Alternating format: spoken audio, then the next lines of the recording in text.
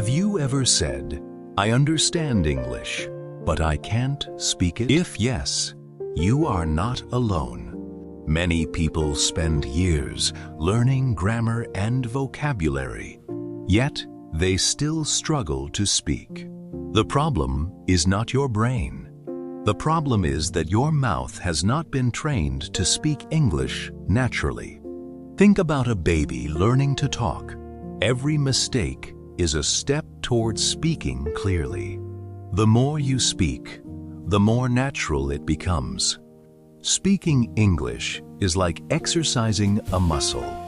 If you never use a muscle, it becomes weak. But if you train it every day, it grows stronger. Your mouth works the same way. Read English out loud. Repeat sentences. Record your voice. Speak even when no one is around. Do not wait until your English is perfect before you start talking. Perfection is not the goal. Even native speakers make mistakes every day, but they keep talking with confidence.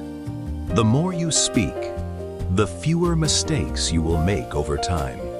Many learners are afraid of being judged. But remember this, people respect those who are willing to learn. Your voice is powerful. Every mistake brings you one step closer to fluency. Stop waiting for the perfect moment.